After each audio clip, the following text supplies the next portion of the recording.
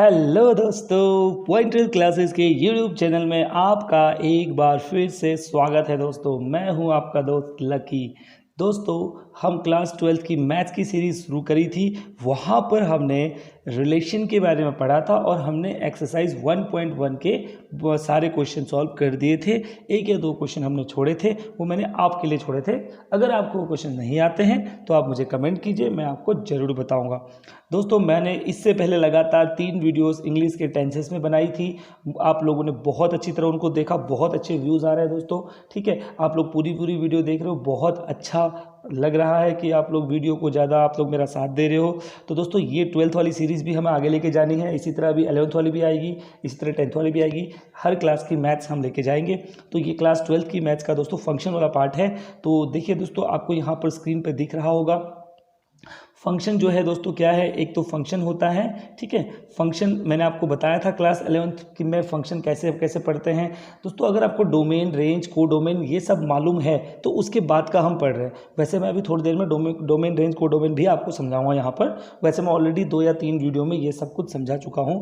दोस्तों फंक्शन की बात करते हैं तो फंक्शन एक होता है 1 एक होता है मैनी वन, ठीक है। अभी समझाऊंगा कैसे होता है। अच्छा, दोनों ही क्या होता है, एक ऑन टू होता है, एक इन टू होता है। यहाँ भी ऑन टू होता है, यहाँ भी इन टू होता है। आज हमने यही चीज़ें सीखनी है कि किस तरह से कोई चीज़ मैनी वन होगी, किस तरह से कोई चीज़ ऑन टू होगी, इन टू होगी, सब्जेक्टिव, बाइजेक्टिव। हाँ, ये सब चीज़ें आज हम समझने वाले हैं। तो चलिए दोस्तों शुरू करते हैं। बिल्कुल, फंक्शन क्या था दोस्तों, देखो डेफिनेशन कहती है, फंक्शन की डेफिनेशन जो है, अगर हम डेफिनेशन को देखें तो कहती है function function from A to B is said to be 1 और इंजेक्टिव। 1 का मतलब इंजेक्टिव भी होता है। 1 का मतलब यहाँ पर इंजेक्टिव से भी है, ठीक है। फंक्शन को इंजेक्टिव कह रहे हैं, 1 को इंजेक्टिव कह रहे हैं अगर all elements of A have element in B. यानी कि अब देखो मैं आपको यहाँ पे एक चीज़ समझाता हूँ। देखो ए से जो भी एलिमेंट, यहाँ पर जो एलिमेंट होंगे, इस जगह से जो भी एलिमेंट होंगे वो इधर जाएंगे तो यहाँ वाली इमेज जो, यहाँ वाली जो एलिमेंट होगा वो इस वाले एलिमेंट की इमेज होगी। जैसे ए की इमेज कौन है यहाँ पर, ए की इमेज यहाँ पर 2 है। बी की इमेज कौन है, बी की इमेज 1 है। सी की इमेज कौन है, सी की इमेज 3 है। तो दोस्तों ये इमेज होगी, ठीक है।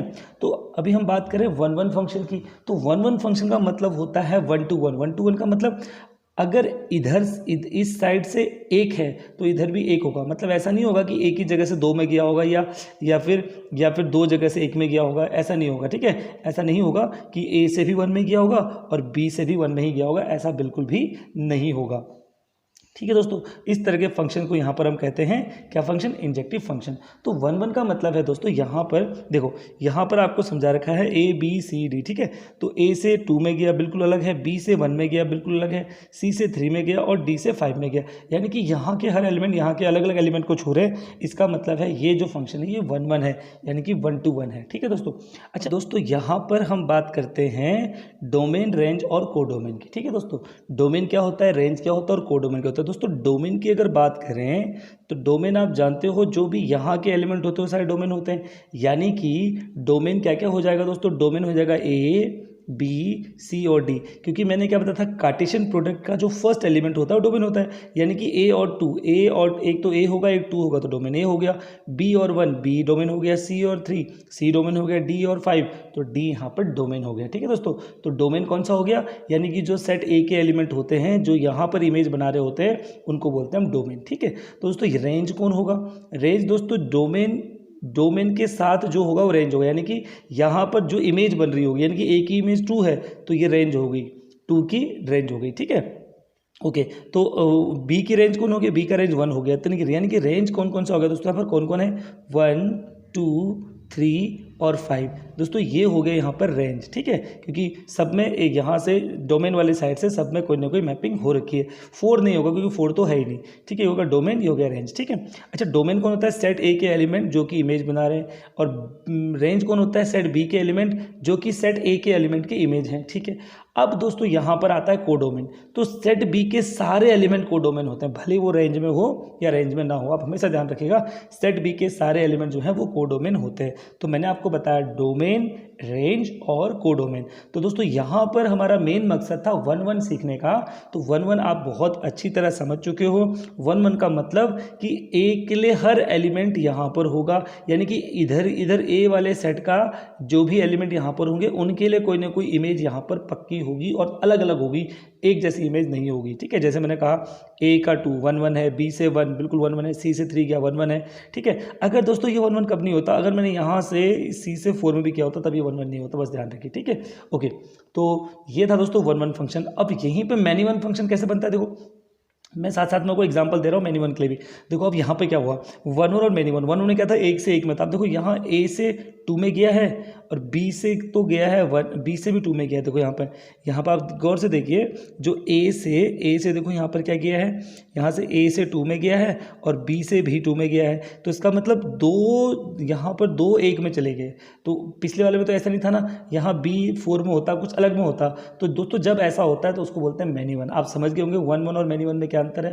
1-1 क्या था, 1-1 क्या था, ए से 1 में जाता, ए से 1 में जाता, ए से किसी में जा सकता था मतलब। लेकिन यहाँ देखो ना, ए से भी 2 में जा रहा है और बी से भी 2 में जा रहा है, तो ये 1-1 तो नहीं है। तो ये कौन सा फंक्शन हो गया, मैनी वन फंक्शन हो गया। दोस्तों आप समझ गए होंगे 1-1 और मैनी वन क्या होता है ना।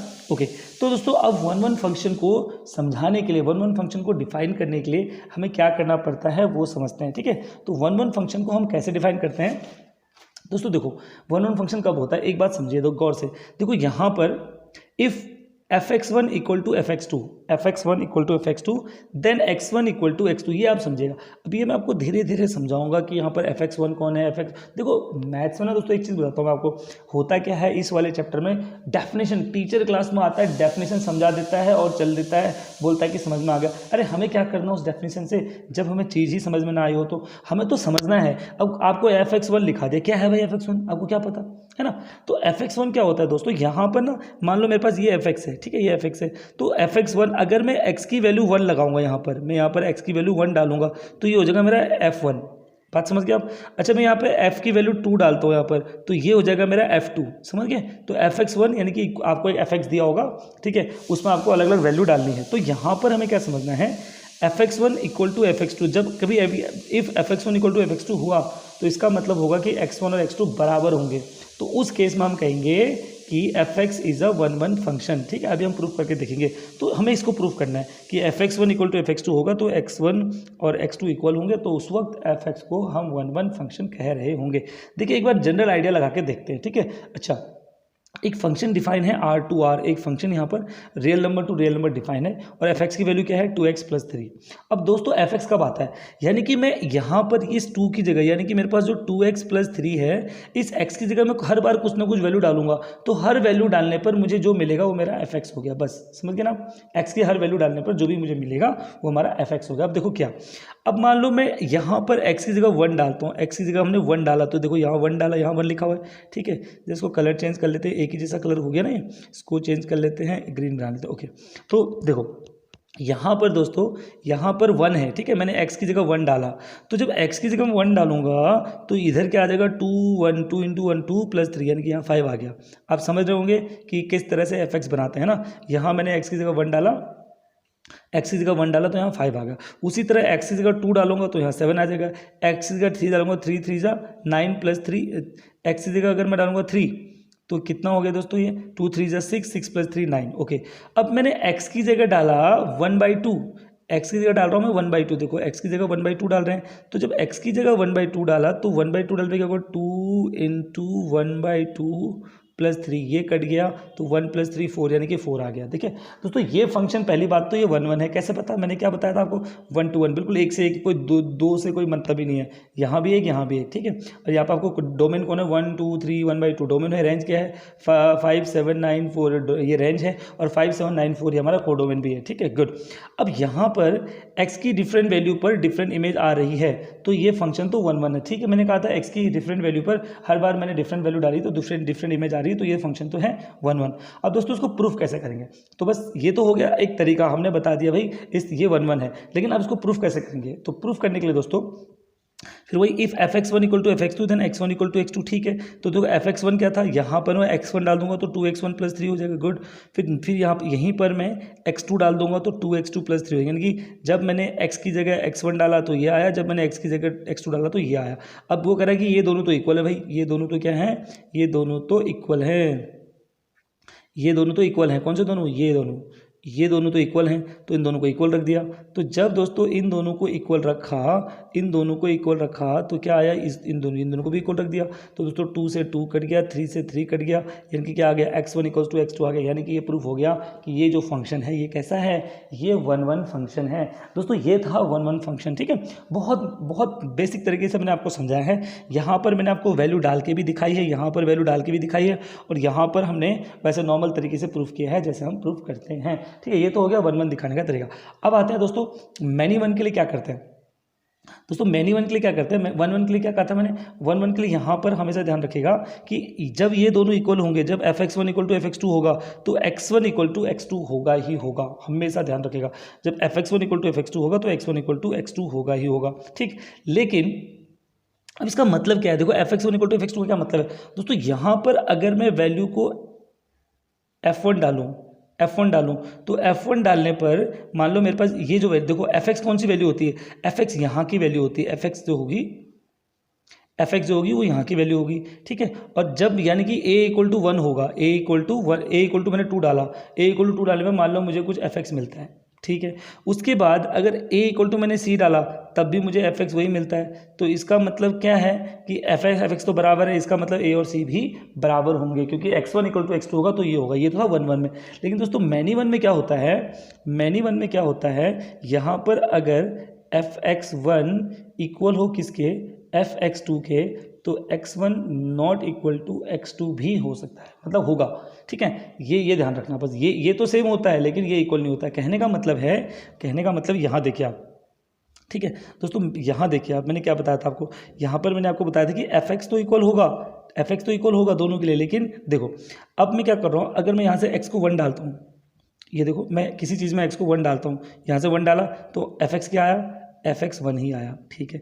लेकिन फिर मैंने किसी को -1 डाला तो fx क्या आ गया, fx फिर से 1 ही आया, क्योंकि ये तो स्क्वायर था। तो दोस्तों fx तो दोनों बार इक्वल है, लेकिन यहाँ पर x की वैल्यू अलग अलग हो गई, आप समझो। तो ऐसे को बोलते हैं हम क्या, मैनी वन, ठीक है। उसी तरह दूसरा देखिए, यहाँ पर पहले हमने x को डाला होगा, यहाँ पर हमने पहले x को डाला होगा 2, तो x को 2 पर डालने पे यहाँ पर आ गया 4, यानी कि जब x को 2 डाला तो fx आ गया 4, ठीक है। लेकिन फिर मैंने x को फिर से -2 डाला तो फिर से fx क्या आ गया, 4 है, यानी कि fx तो इक्वल है लेकिन ये इक्वल नहीं है। तो दोस्तों यही तो है मैनी वन फंक्शन। क्या है, a function defined from R to R fx = x², ठीक है। तो fx1 = fx2 होगा, देन x1 ≠ x2, यही जो मैंने बताया था। यही चीज़ 1-1 में क्या होती है, यही चीज़ 1-1 में इक्वल हो जाती है, यहाँ पर इक्वल नहीं है। चलिए देखते हैं, प्रूफ करके देखते हैं। तो ठीक है भाई, fx1 की वैल्यू होगी x², क्योंकि यहाँ पर फंक्शन जो है x² में है, fx2 हो गया x2², तो ठीक है, दोनों को इक्वल कर देंगे। तो दोस्तों दोनों को जब इक्वल किया तो देखो क्या हो गया, x1² - x2², ठीक है, x1² - x2² आ गया। अब देखो दोस्तों, जब भी आप एक चीज़ समझिएगा, जब भी ये स्क्वायर रूट खुलता है ना, तो जैसे मैं बोलता हूँ कि जैसे हमारे पास होता है x² = मान लो मेरे पास 4 आता है, तो दोस्तों हमेशा क्या होगा, x = क्या होगा, यहाँ पर ±√4 होगा। ये आपको पता है कि जब स्क्वायर हटेगा तो प्लस माइनस में वैल्यू आएगी। तो दोस्तों बस वही चीज़ है, जब यहाँ से स्क्वायर हट गया तो यहाँ जाके जो x1 की वैल्यू थी वो ± होगी। तो इसका मतलब एक बार मेरे पास x1 = हो गया +x2 और एक बार हो गया x1 = -x2। तो इसका मतलब है दोस्तों कि माइनस तो आना ही नहीं चाहिए था, ये कैसे आ गया। तो ठीक है, तो इसका मतलब x1 जो है वो नॉट इक्वल है किसके, x2 के। आप समझ गए होंगे, ठीक है। यही जो ऐसे जो फंक्शन होते हैं दोस्तों उनको बोलते हैं मैनी वन फंक्शन। आप समझ गए होंगे मैनी वन फंक्शन। अगर आपको ये समझ में नहीं आता, ये मैं आपको इसलिए समझा रहा हूँ दोस्तों क्योंकि आपको मैथ्स में लिखना तो ऐसे ही है, लेकिन बात है समझने की। आप समझ गए ना कि मैनी वन किसको बोलते हैं, जब x की 2 अलग अलग वैल्यू पर fx सेम आ रहा होता है, x की 2 अलग अलग वैल्यू पर fx सेम आ रहा होता है, x की 2 अलग अलग वैल्यू पर fx सेम आ रहा होता है, तो क्या होता है, तो उसको बोलते हैं मैनी वन फंक्शन, ठीक है। ओके, आप समझ गए होंगे। चलिए अब आगे बढ़ते हैं। अब दोस्तों ऑन टू फंक्शन देखते हैं। ऑन टू क्या होता है, अभी तक हमने सीखा 1-1 फंक्शन, हमने सीखा मैनी वन फंक्शन। अब देखते हैं ऑन टू फंक्शन किसे कहते हैं। दोस्तों ऑन टू फंक्शन पहले डेफिनेशन देखते हैं, वैसे कोई काम की नहीं है, हमें तो समझना है। A function fx from a to b is said to be onto. एक फंक्शन जो है fx से a से b में गया, उसको ऑन टू कहेंगे कब, if every element of B is image of some element of A.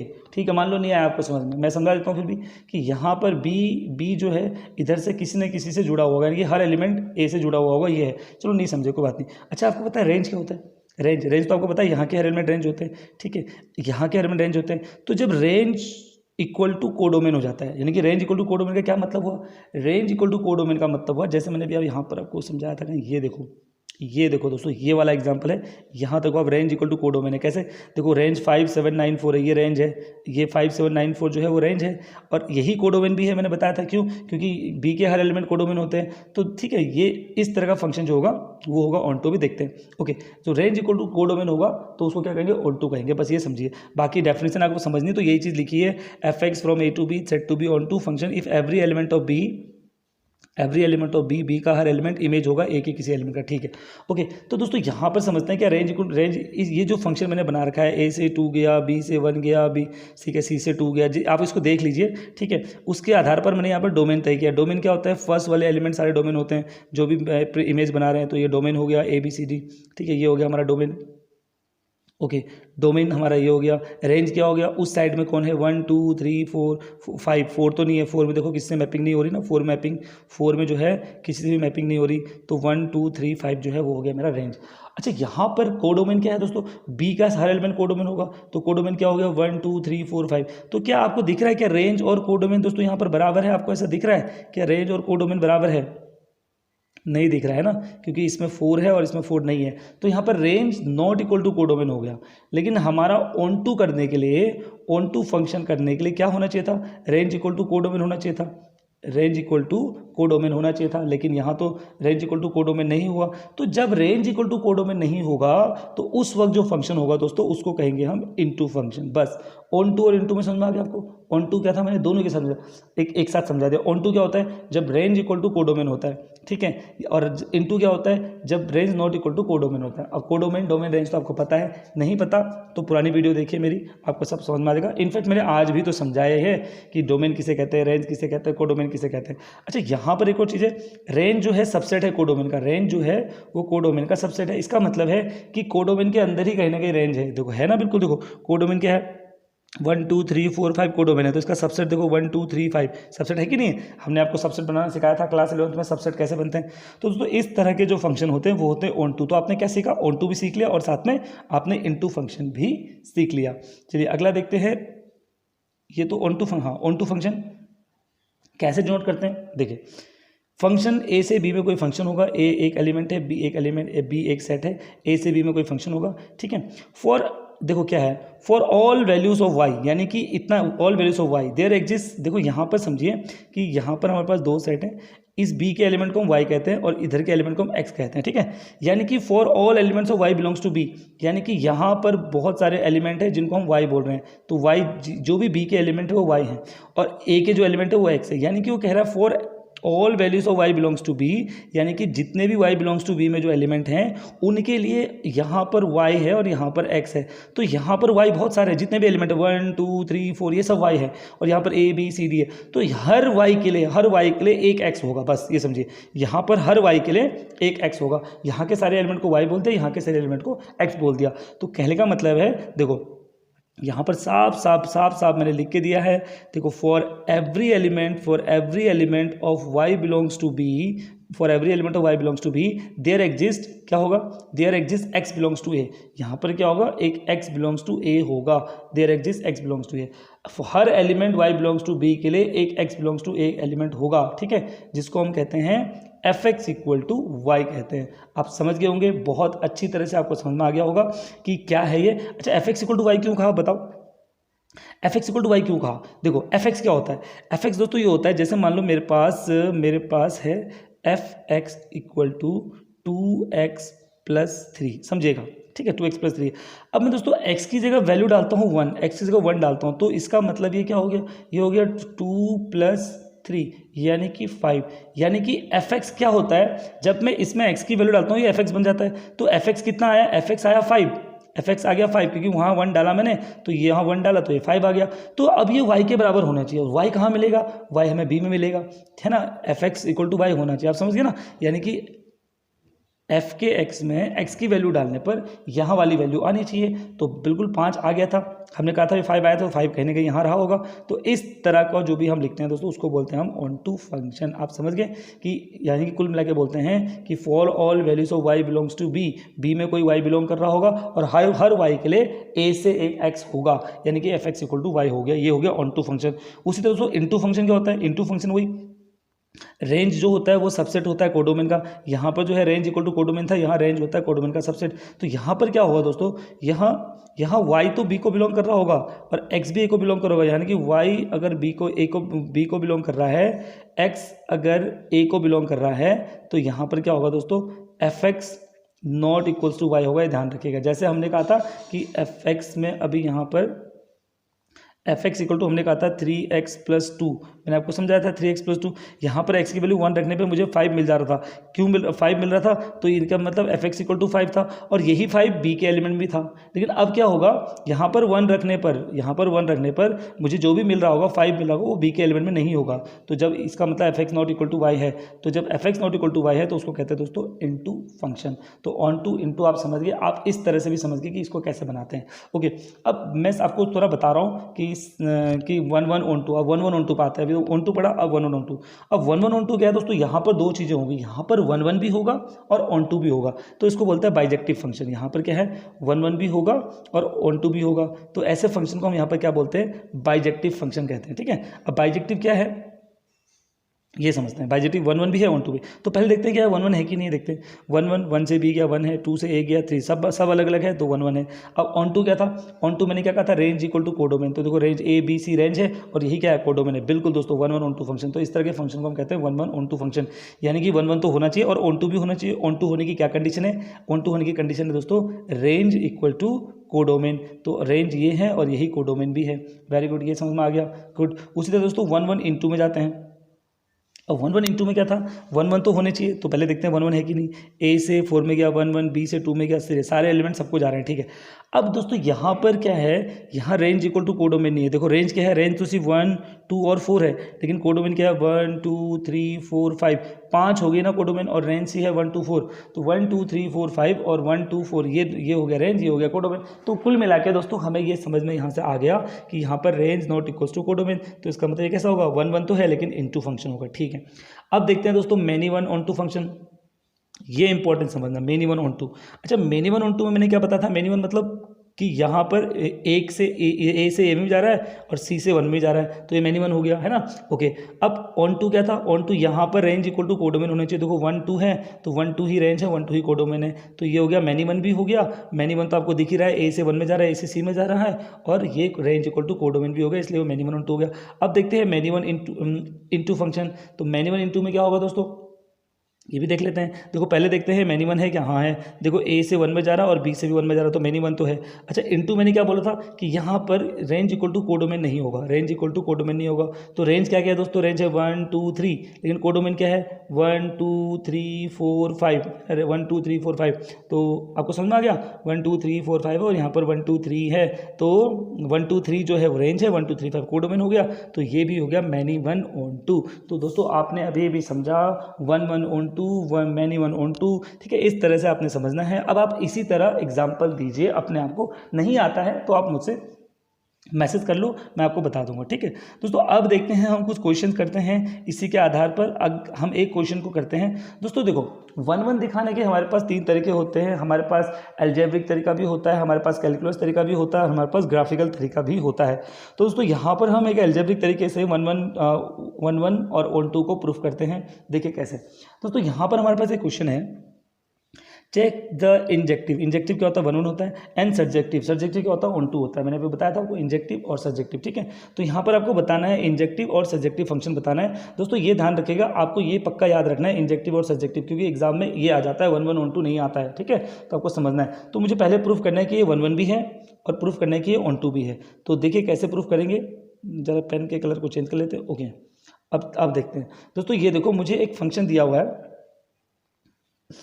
A function अब फंक्शन आर टू आर यानी कि रियल नंबर से रियल नंबर में फंक्शन डिफाइन है। ध्यान रखिएगा दोस्तों, ये जो है ना ये डोमेन और रेंज ये बड़ा इंपॉर्टेंट है, यानी कि रियल नंबर से रियल नंबर में डिफाइन है। ध्यान रखिएगा, फंक्शन कहाँ से कहाँ डिफाइन है, रियल नंबर से रियल नंबर में फंक्शन डिफाइन है। तो function define real number to real number given f x equal to 2x² + 3।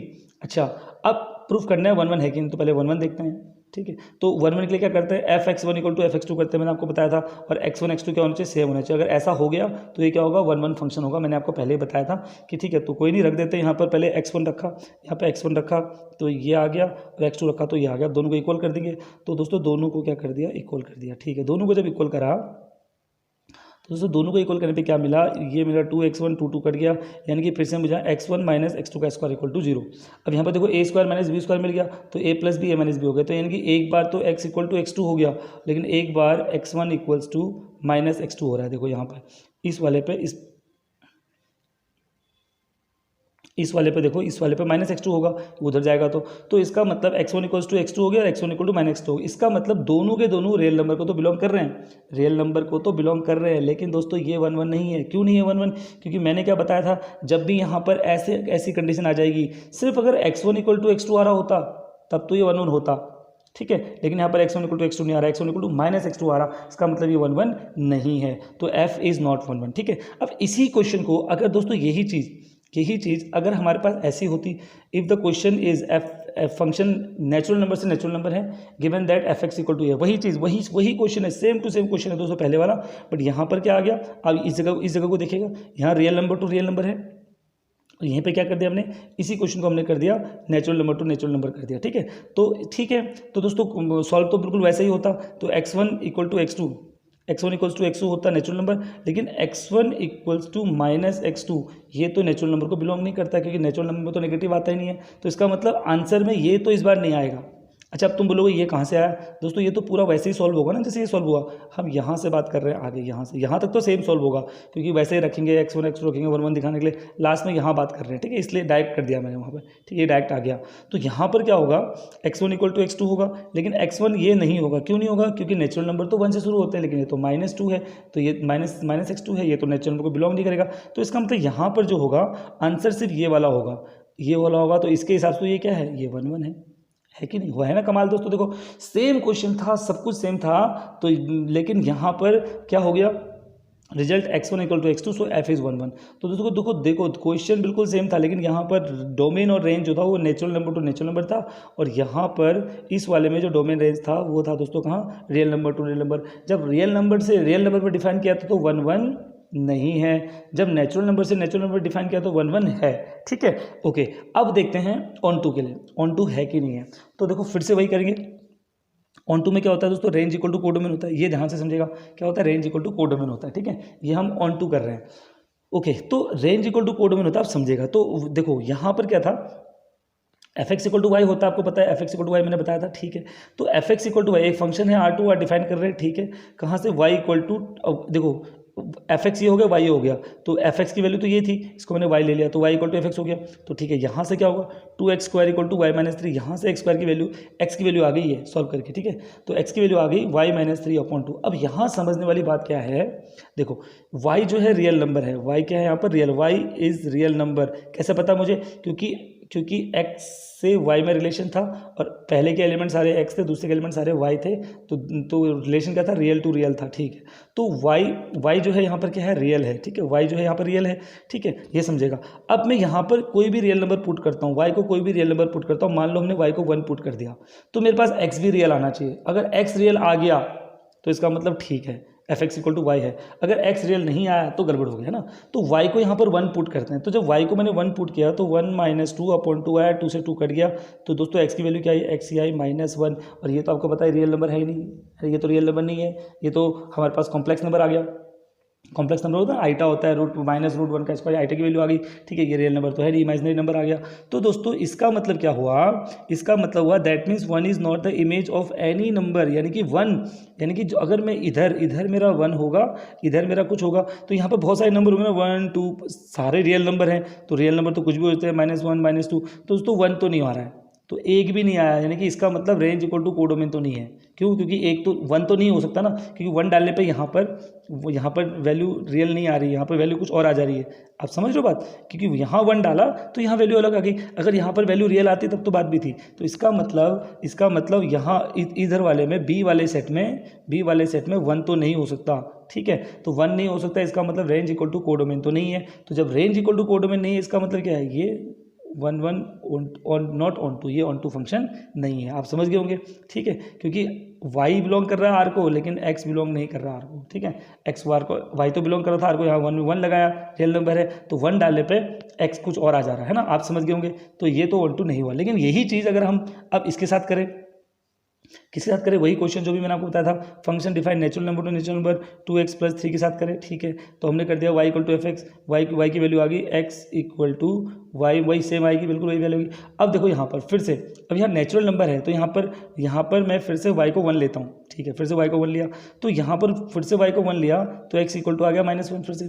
तो लेकिन नेचुरल नंबर तो -1 होता नहीं कभी, नेचुरल नंबर तो 1 ही होता है, ये भी ध्यान रखिएगा। रूट के अंदर -1 तो होता नहीं, तो इसका मतलब है x फिर से नेचुरल नहीं आया। यानी कि फिर वही बात आ गई कि यहाँ पर क्या बात आ गई कि y बिलोंग्स टू, y तो बिलोंग कर रहा है किसको, y बिलोंग्स टू b को बिलोंग कर रहा है, लेकिन x जो है वो a को बिलोंग नहीं कर रहा है। क्यों नहीं कर रहा है? क्योंकि y तो नेचुरल है, y तो हमने 1 डाल दिया, लेकिन x जो है -1 आ गया। तो इसका मतलब दोस्तों ये क्या होगा, range not equal to codomain. इसका मतलब ये ऑन टू भी नहीं है, यानी कि दोनों ही केस में ऑन टू नहीं है। तो दोस्तों कुल मिला के हमने यहाँ पर 2 क्वेश्चन कर दिया ना, यानी कि हमने एक क्वेश्चन तो ये कर दिया सीधा कि इसके लिए भी चेक कर दिया हमने कि r से r में ये फंक्शन डिफाइन होता नहीं है। हमने कहा 1 1 तो है, 1 1 भी नहीं है, और n से n में ये फंक्शन डिफाइन होता नहीं होता, तो हाँ n से n में 1 1 तो है, लेकिन ऑन टू जो है वो ना तो n से n में है, ना ही r से r में।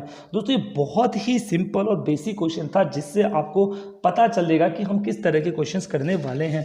दोस्तों आने वाली वीडियोस में हम लोग जो क्वेश्चंस कर रहे होंगे, अब हम एक्सरसाइज के क्वेश्चंस करेंगे और देखेंगे इसकी फंक्शन और कहाँ तक जाता है। अभी हमने फंक्शन के अलग अलग पार्ट्स करने हैं, कंपोजिशन ऑफ फंक्शन के कंपोजिशन भी करना है। दोस्तों उम्मीद करूंगा अगली वीडियो जो मैं लाऊंगा सीधे एक्सरसाइज 1.2 जो ले आऊँगा, जो भी आपके फंक्शन वाली अगली एक्सरसाइज होगी वो लेके आएंगे, ठीक है। तब तक उम्मीद करता हूँ आप इस वीडियो को देखोगे और मुझे ज़रूर बताइएगा कि बोर्ड वाली वीडियो सही थी या ये वाली वीडियो सही थी, जिससे मुझे पढ़ाने में आसानी हो जाए और मुझे पता चल जाए कि पढ़ाना आपको बोर्ड में है या फिर ऐसे है। दोस्तों वीडियो देखने के लिए बहुत बहुत धन्यवाद।